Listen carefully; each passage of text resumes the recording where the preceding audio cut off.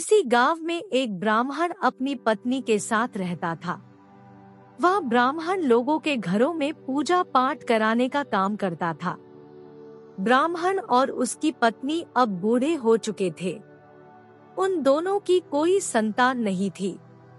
बूढ़ा होने के कारण उसे कोई पूजा पाठ करने के लिए नहीं बुलाता था। ब्राह्मण से पूजा पाठ नहीं करवाने के कारण ब्राह्मण की आमदनी नहीं हुई, जिससे उसके घर में भोजन के लिए अनाज की कमी हो गई। फिर भी ब्राह्मण अपनी परेशानी के बारे में किसी से कुछ नहीं कहता था। ब्राह्मण का मन साफ था, वह भगवान में बहुत विश्वास रखता था और किसी के बारे में बुरा नहीं सोचता था। वो सोचता था कि सभी लोग अपने कर्मों का खा पी रहे हैं। एक दिन दोनों पति पत्नी आपस में बात कर रहे थे कि भोजन की व्यवस्था कैसे की जाए। ब्राह्मण की पत्नी बोली कि अब गांव वाले आपके शिष्य को बुलाते हैं। उसको तो सोचना चाहिए कि हमारे गुरु के पास भोजन की कितनी किल्लत है। ब्राह्मण बोला कि ऐसी बात नहीं है, वह जब भी मुझे रास्ते में मिलता है बिना मेरे पैर छुए वह आगे नहीं बढ़ता है। पता नहीं मैंने क्या पाप किए थे जो मुझे भुगतना पड़ रहा है। चलो जो भी राशन है उसे ही पकाओ, उसके बाद आगे भगवान की मर्जी। मरेंगे तो दोनों साथ ही मरेंगे। यह कहकर दोनों ने खाना पका कर खाया। 2 दिन हो गए थे, उन लोगों को भोजन नहीं मिला था। दोनों पति पत्नी घर पर भूखे ही पड़े थे।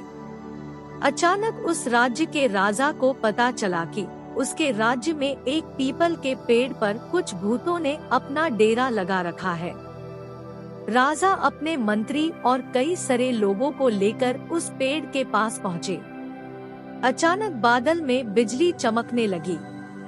वो भूत उस राजा के सामने आ गए और बोले कि बहुत दिनों से मनुष्य का ताजा और स्वादिष्ट मांस खाने को नहीं मिला है।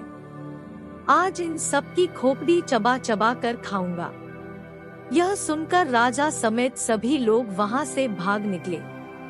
राजा ने उस राज्य में घोषणा करवा दी कि जो भी व्यक्ति उस पीपल के पेड़ पर लाल कपड़ा बांध देगा उसे मैं अपनी 100 एकड़ जमीन दान में दे दूंगा। यह बात जब उस ब्राह्मण को पता चली तो वह राजा के पास गया और बोला कि महाराज मैं यह काम करूंगा। राजा बोला कि ठीक है, आज रात में तुमको उस पीपल के पेड़ पर लाल कपड़ा बांधना है। मैं कल सुबह वहां जाकर देखूंगा कि तुमने लाल कपड़ा बांधा है या नहीं। अगर मुझे उस पेड़ पर लाल कपड़ा बंधा मिला तो मैं शर्त के अनुसार अपनी 100 एकड़ जमीन तुम्हारे नाम लिख दूंगा। वह ब्राह्मण रात में उस पीपल के पेड़ के पास पहुंचा। वहां ब्रह्मदैत्य और बाकी भूत प्रेत सामने आ गए, जिन्हें देखकर वह ब्राह्मण डर गया। ब्रह्मदैत्य बोले कि तुम्हें डर नहीं लग रहा है। वह ब्राह्मण बोला कि हे ब्रह्मदैत्य बाबा, मैं और मेरी पत्नी 3 दिन से भूखे हैं। मेरे पास खाने को कुछ भी नहीं है। मरना तो मुझे वैसे भी है। यदि मैं इस लाल कपड़े को इस पीपल के पेड़ पर बांध दूंगा तो राजा मुझे 100 एकड़ जमीन दान में देंगे। ब्रह्मदैत्य को उस ब्राह्मण पर दया आ गई। ब्रह्मदैत्य ने एक भूत से कहा कि सुनो, ये लाल कपड़ा उस ऊंचाई पर बांध दो। ब्रह्मदैत्य बोले कि अब तुम घर जाओ। वह ब्राह्मण घर आ गया। अगले दिन राजा ने वहां जाकर देखा तो लाल कपड़ा बंधा मिला। राजा ने शर्त के अनुसार अपनी 100 एकड़ जमीन उस ब्राह्मण के नाम लिख दी। अब वह ब्राह्मण उस खेत में फसल उगाने लगा। ब्राह्मण की फसल बहुत अच्छी हुई थी। अब ब्राह्मण अपनी पत्नी से बोला कि फसल तो उग गई है, अब इसे काटे कैसे।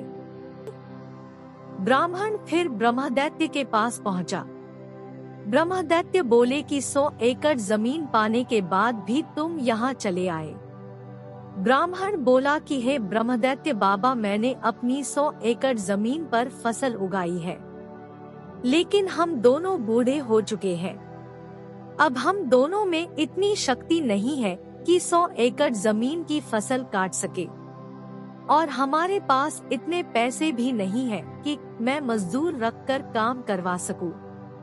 ब्रह्मदैत्य बोले, ठीक है, तुम अपने घर के सामने 100 टोकरी और हंसिया रख देना, तुम्हारा काम हो जाएगा, अब तुम घर जाओ। ब्राह्मण अपने घर आ गया।